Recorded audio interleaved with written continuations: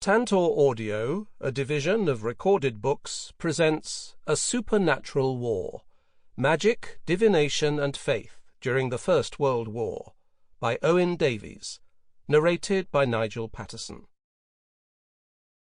Publisher's note: this audiobook refers to figures included in the print and e-book editions of the book. Preface. In 1917, the year in which Germany resumed unrestricted U-boat warfare against merchant shipping, a decision that provoked America to join the war, a well-known German sociologist, Max Weber, 1864 to 1920, was making a name for himself as an outspoken critic of both the submarine policy and military strategy more generally. But the war was not uppermost in Weber's mind one November day that year, when he delivered a lecture at Munich University on Science as a Vocation. Before an audience that included students who had served at the front, his talk turned to what he called the disenchantment of the world. He had first used the term in an essay published in 1913, in which he had argued that actions could be rational even if the intended aims were irrational. His lecture extended his views on disenchantment as a stage in the development of the Western world. Weber believed that under the particular influence of 400 years of Protestantism, rationality had been institutionalized, and society had become modern in its outward secularism and bureaucratization. There was no need to have recourse to magic or the miraculous anymore, because technical means and calculations now performed the service that magic had hitherto performed. Weber's thesis would go on to have a huge influence on how historians saw the development of society in the modern era. Meanwhile, however, a young German schoolteacher named Johann Kruse, 1889 to 1983, who was dismissed from military service due to illness in 1915, began a campaign to expose the continued widespread belief in witchcraft and magic in Germany. As a 12-year-old boy, Kruse had overheard his mother comforting an old labouring woman who came to their house after being denounced as a witch and threatened by a local farmer. It inspired him to defend other such abused women and to campaign against those who offered magical services. He set out his manifesto in a book published in 1923 entitled Hexenwahn in der Gegenwart, Witchcraft Delusion in the Present Day. The problem was not only evident in Germany. When, in February 1915, the English folklorist Catherine Parsons gave a talk on life in her Cambridgeshire parish, she said they had ghosts as real as ever they were, superstition was rife, the wise woman was fresh in their memory. Parishioners said there were always witches and always would be. While the British public gossiped about barbarous Germans and the lurid stories of the atrocities they had committed, for some witchcraft was an equally hot topic. A correspondent to a Scottish newspaper observed in 1915 that the witches and warlocks may not yet be all extinct, even in the face of science and German Kultur, and noted that there were numerous complaints in the district of witches taking the milk from cows. In November 1916, a letter was published in the Monmouth Guardian lamenting the continued belief in witchcraft amongst the Welsh. One Welsh debating society tussled first with the question of whether conscientious objection to government measures was justifiable, and then moved on to debate whether there was sufficient proof to justify the belief in witchcraft. The proposition was rejected after much discussion. Matters of global conflict could seem very far away. How could Europe be disenchanted when people still feared witches? Surely the First World War was the very apotheosis of the technical and bureaucratic society depicted by Weber. In a conflict involving aerial bombing, Zeppelin raids, submarines, mustard gas, and tanks, what possible need could there be for magic? The continued belief in witchcraft is just one sign that there is another history to be told about the years 1914 to 1918, one that concerns the mystery of the deeper recesses of the mind and other realms. As we shall see, the supernatural can tell us much about the experience of war, and the war can tell us much about the experience of the supernatural. 1. A war full of wonder. Who has not paid his tribute to the superstitions of trench life? Benito Mussolini, November 1915. Violent collective crises generate many extraordinary personal and national experiences that transcend both our sense of reason and our understanding of the boundaries of the possible. The First World War was no exception. It was considered at the time as a unique portal into the occult or hidden aspect of the human condition, a moment when the spiritual and the psychical fate of humanity was in the balance. Supernatural visions, such as the notorious appearances of ghostly medieval archers at the Battle of Mons in 1914, were reported and debated in a way never before experienced in national public life. Churches, occultists, and psychical researchers across the warring countries saw opportunities to extend their horizons and influence, while the public reached for traditional and novel ways of coping with the realities of warfare. Pursuing the supernatural threads across the competent countries reveals that magic, religion, and science were comfortable companions in the crucible of modernity that was the First World War. The First World War has been described as the first scientific conflict in terms of both the innovative, technological developments that were embraced by the military and the new advances in medicine, engineering, physics, and chemistry that were inspired by the war effort across the combatant countries. But the emergent social sciences in America and continental Europe also saw the war as a unique opportunity to further scholarly understanding of behavioral traits and beliefs, and ultimately to reveal the essence of what it meant to be human. The battlefields of France and Belgium were considered a unique laboratory for sociological, psychological, and anthropological research. What better environment to study the extremes of physical and mental endurance, to test the effects of stress and the symptoms of trauma as people faced mechanized mass warfare for the first time? The work on shell shock is the most well-known outcome of this academic interest. But there were other areas of social science research that have received much less attention. Psychology was established as an academic subject in Germany in the 1870s. The First World War presented the youthful discipline with unprecedented opportunities to further cement itself in universities, to prove its value to national interests, and, more specifically, to the military-industrial complex. German psychologists were active, for example, in devising and employing aptitude tests for employees in the military and for assessing combat motivation. Applied psychologist and frontline officer Paul Plaut used his observations in the field, as well as a questionnaire disseminated at the beginning of the war, to construct a theory of psychic crisis, which he saw as manifesting itself in a variety of ways, including superstitious observances and rituals. But during the war, and in part thanks to it, America overtook Germany as the powerhouse of psychological research. During the 1920s, 1/3 of all psychology papers in the world were written by American scholars and professionals.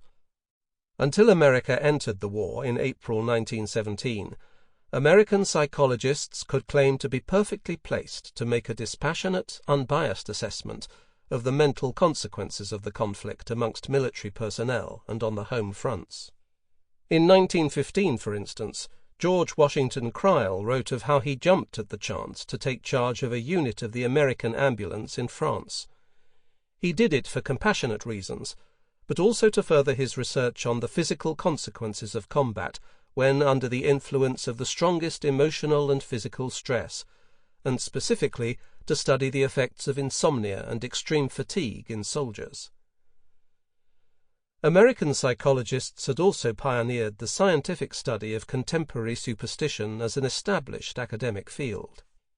In 1907, the educational psychologist Fletcher Bascom Dressler published a huge survey of superstitious beliefs among 875 school students, with the purpose of peeping into that darkly veiled but interesting mental realm which holds the best preserved remnants of our psychic evolution, as well as those ethnic impulses which are responsible for much of our present behaviour. Others conducted similar studies during the war years, including a 4-year survey of the superstitious beliefs of first-year psychology students at the University of Oregon between 1913 and 1917. Although such research was not extended to the military in this period, American psychologists were alive to the stories of visions and spiritualist séances emanating from Britain and France, and they were intrigued by their significance. In 1916, the pioneering American child psychologist, eugenicist, and first president of the American Psychological Association, Granville Stanley Hall, wrote in his Psychological Notes on the War that, as a striking instance of credulity, the Angels of Mons reports were of great interest to the psychologist as an expression of stress and anxiety in wartime. No war was ever so hard on the nerves, he observed. An editorial in the American Journal of Educational Psychology in May 1918 opined that, due to the heightened religious feeling, general gloom, and bereavement, a particularly sinister form of the weakness of credulity seems to be on the increase among the intellectuals of England and France in the acceptance of evidence of spiritistic manifestations.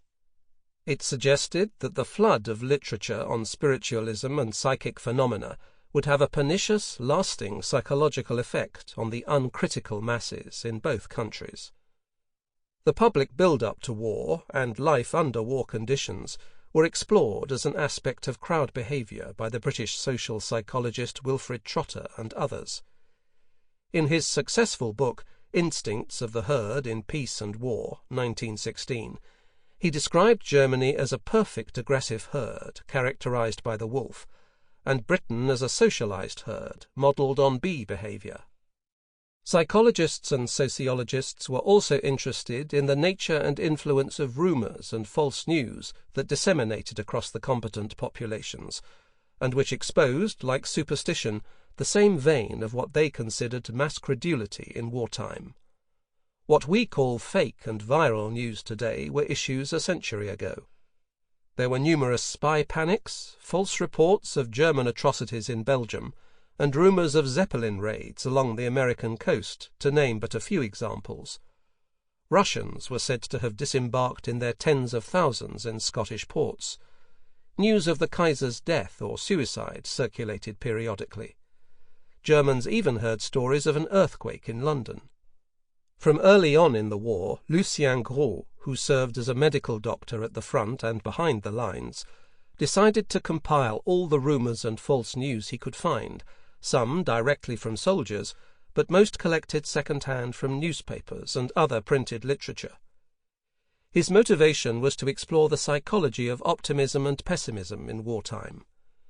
This resulted in a huge multi-volume publication of material published in 1918. The same stories also fascinated fellow Frenchman Marc Bloch, who would go on to pioneer the history of mentalities. He enlisted as a sergeant in the infantry, rising to captain, and received the Légion d'honneur for his bravery in action. He had a more perceptive and sophisticated intellectual perspective than Gros, dismissing his volumes as a long anthology of bits and pieces, borrowed from this or that source. For Bloch, the rumours he heard at first hand in the trenches were a fascinating insight into the psychology of eyewitness accounts, and how legends, gossip, and rumour were born, and how they propagated themselves. No question should fascinate anyone who loves to reflect on history more than these, he wrote in 1921. He was convinced that military censorship and poor postal connections led to a wonderful renewal of oral tradition in the trenches. Bloch felt his life at the front was like living the history of a pre-literate age, and as such provided a unique opportunity to learn historical lessons about an otherwise lost world of popular culture.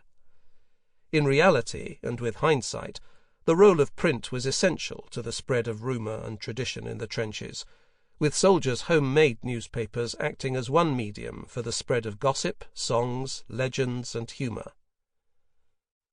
The superstitious rites that came out of the war, or were revived by it, deserve a separate study, said Bloch. Mr. Doza gives them an important place. He was referring to the French linguist and folklorist Albert Dauzat, who in 1918 published a social psychological study of rumours, legends, prophecies, and superstitions generated by the war. It was the first, and until recently, only comprehensive study of First World War supernatural beliefs, primarily among the French, but also with reference to related material from British, Swiss, and German newspapers and research. For Dauzat, like the psychologists, visions, apparitions, prophecies, and the wearing of amulets were all on the same spectrum of credulity and represented ancient fears and superstitions that were exhibited to a greater or lesser degree by stress on weak or emotive brains. But beyond the physiological and psychological, folklorists like Dauzat were also intrinsically interested in the beliefs expressed and their deeper cultural meaning. Some European anthropologists and folklorists, the two disciplines intertwined at times, also saw the war as a unique laboratory. From the beginning of the folklore movement, which emerged across Europe in the mid-19th century, the collection of superstitious ideas amongst the rural population had been one of the key activities of its practitioners. By 1914, there was no shortage of evidence for the continued widespread belief in magic, witchcraft, omens, and ghosts. While their interests in folklore, or Volkskunde in German, overlapped with the psychologists', and they could be no less condescending in their references to the supernatural at times, folklorists considered superstitions in different ways and contexts, and studied them for different purposes. Otto Mauser, the German director of the Bavarian Dictionary Archive, wrote enthusiastically in 1917, "Among all the humanities, however, the task of personally observing and collecting the manifold manifestations of the war falls to the Volkskunde." Superstitions were collected, along with folk songs, legends, religious observances, slang, and material culture, to explore the transmission and communication of ideas, beliefs, and expressions amongst men thrown together by war and forced to live in unusual intimacy under extraordinary conditions. Italian folklorists, for instance, were particularly interested in the cultural exchanges between soldiers from very different regions of Italy. Prisoner of war camps provided another laboratory for folklorists and physical anthropologists to examine European ethnic traits. Little interest was paid, however, to the millions of non-European colonial soldiers. At the time, there was a strong impulse in folklore and anthropological studies to recover and collect, like archaeologists of the intangible, beliefs, practices, and traditions that were considered survivals from the early stages of human society, mental fossils from a prehistoric age. Tribes across the globe were thought to be still stuck in this early phase of primitive magic and totemic religious worship, while in Europe only fragments of this distant world remained among the uneducated poor or lay long dormant in the wider population. The conditions created by the war were thought to have reawakened these primitive tendencies, or to have shaken them to the surface. Armchair scholars scoured the press for evidence, but some were out in the field, apparently glimpsing the traits of this elementary past at first hand. The American anthropologist Ralph Linton, for instance, drew upon his own frontline experience in France, fighting with the 42nd Rainbow Division of the American Expeditionary Force, AEF, in exploring the creation of primitive, totemistic behavior in modern societies. He noticed the way groups of soldiers generated their own unofficial insignia and set of observances, and also adopted mascots. In one instance, a subnormal hysteric was considered to be gifted with prescience, and the enlisted men of his group relieved him of regular duties, so long as he forecast the outcome of expected attacks. He compared this observed behavior with recent studies of the totemism of Australian Aborigines, Melanesians, and native North American tribal groups, concluding that the AEF complexes and primitive totemism both resulted from the same social and supernaturalist tendencies. Swiss folklorists were the pioneers in developing a new field of Kriegsvolkskunde, or war folklore. Although the country was neutral, it mobilized its army at the time and set up POW camps. it was far from being detached from the concerns and imperatives of the warring French, Italians, Austrians, and Germans on its borders. In 1915, the Swiss Society for Volkskunde, founded in 1896 by Eduard Hoffmann Kreyer, gained the support of the Swiss military to distribute a German questionnaire via the venerable Journal of Military Strategy and Politics, the Revue Militaire Suisse, as well as in Swiss magazines. It was also disseminated in French periodicals and translated into Italian. It consisted of 13 themes or questions addressed to Swiss soldiers who came from a mix of linguistic and ethnic backgrounds. The survey included questions about the ways in which they protected their lives.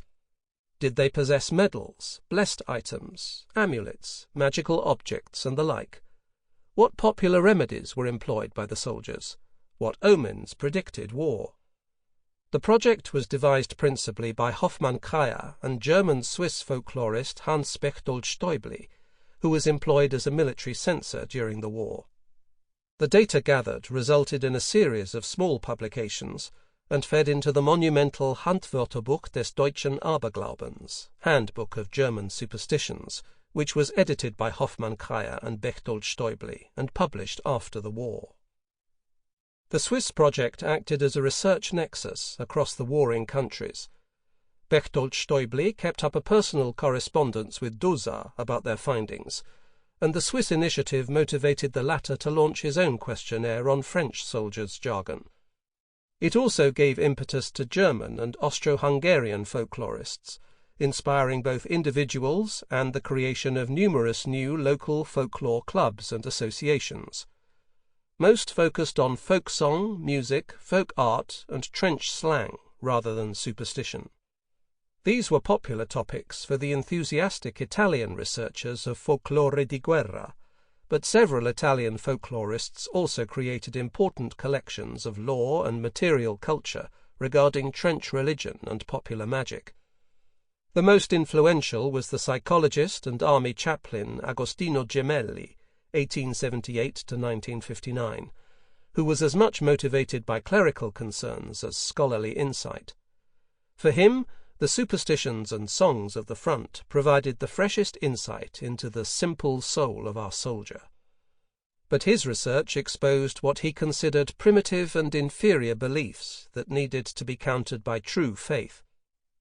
To this end, he instigated a religious revival campaign amongst the troops in hospitals and in the combat zone, distributing triangular pieces of cloth to be worn on the chest, bearing the motto "In hoc signo vinces," "In this sign you will conquer," and the words "Protezione del soldato," protection of the soldier. One of Gemelli's arch critics at the time was Raffaele Corso, 1885 to 1965, who attacked both Gemelli's and Dosar's social psychological approaches, and, most significantly, the prevalent view that the theatre of war had created a unique stage for new and recrudescent superstitions. Corso's view was that the popular magic and protective traditions practiced by the soldiers were merely an expression of the wider, pervasive superstitions of the Italian peasantry at the time, transported by the wartime air, spread from life in the fields to that in the battlefields, where it seemed to seed and flower, almost as a rebirth.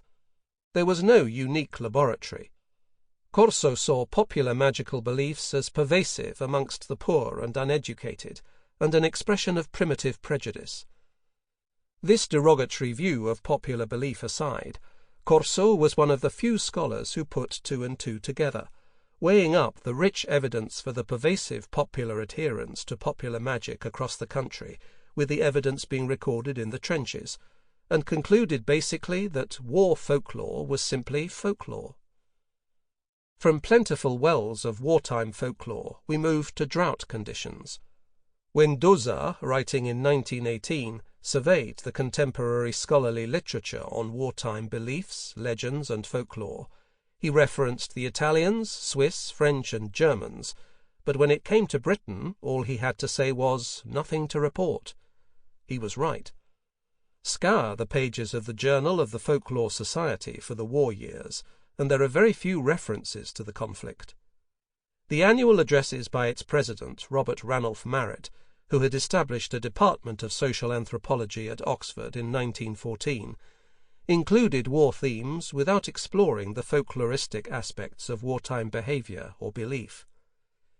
In his address, War and Savagery, published in March 1915, he told his audience that they were hardly in a mood for any scientific occupation. Our thoughts are fixed upon the war, before providing a global cross-cultural overview of the meaning of savagery. Subsequent addresses only touched tangentially on war matters, or did so in abstract philosophical terms. In his final address before the end of the war, he referred briefly to those collecting the superstitions resuscitated among all classes by the war, before suggesting intriguingly that the nation can afford to recapture something of its primitive innocence. Turn to the main organs of academic anthropology at the time, such as the British Association for the Advancement of Science and the Royal Anthropological Institute and its journals, and the war likewise appears a distant interest, with little scholarly potential. A few physical anthropologists applied their discipline to war matters in order to assess the ethnic basis for the conflict and the racial differences between the British and the Teutonic foe. The only substantive war folklore going on in Britain was conducted by a City of London bank cashier, amulet collector and amateur folklorist Edward Lovett, 1852 to 1933. His numerous collecting trips to the docks, markets and back streets of East London during the war proved just as rich as his folklore collecting in the countryside around his home in Croydon and the southern counties. In December 1916, he gave a lecture at the Horniman Museum in South London entitled The Influence of the War on Superstition, in which he talked about some of the charms and mascots he had collected, describing their popularity in wartime as a retrograde movement of 200 years. Later, in the only book dedicated to urban folklore at the time, Magic in Modern London, 1925, Lovett wrote of his numerous casual encounters with soldiers on the home front during the war, which provided new insights and information. On a visit to the South Coast, for instance, there were 2 convalescent soldiers sitting down, so I made an excuse by asking a question, and then sat down near them, offering each a cigarette. He then began to ask them about charms and talismans. On another occasion, he was waiting for a train at East Croydon Station when he spotted a friend who had been at the front and invalided home. They began to chat, and in his usual fashion Lovett said, "Oh, by the way, I am collecting notes on the amulets and mascots carried by our chaps. I wish you would give me 1 or 2 scraps of information if you can." Then one day, when he was on the London Underground, going from Monument to Farringdon, he struck up a conversation with a colonial soldier who seemed lost. Another opportunity arose. Lovett helped him with directions, and then, seeing as he was going to the front, asked whether he carried a charm or mascot with him. There were no systematic surveys, questionnaires, or psychological theorizing, but Lovett's casual and human approach to folklore collecting produced some of the most valuable glimpses into the personal meaning of mascots and charms that we have. In Britain, the Society for Psychical Research, SPR, was the only organization of scholars and researchers conducting research into the supernatural aspects of the war. Similar bodies in France and Germany did likewise. Founded in 1882, the SPR members were described in the Times in 1920 as all sorts of scholarly men, some philosophers, some clergymen, some politicians and men of science. While some of its high-profile members, such as the physicist Oliver Lodge, who was its president between 1901 and 1904, and Arthur Conan Doyle, became ardent advocates of spiritualism, other leading figures in the society, like Frank Podmore, 1856 to 1910, remained deeply sceptical and considered most mediums to be downright frauds. Podmore and others, including Conan Doyle, expended much time and energy instead on investigating hauntings and people's telepathic hallucinations of the dead. Both agreed from their investigations that there was solid evidence that telepathy existed, and, as we shall see, further evidence was sought from soldiers and their relatives during 1914 to 18. Other aspects of the occult and the war were also examined by members of the society. Sample complete. Ready to continue?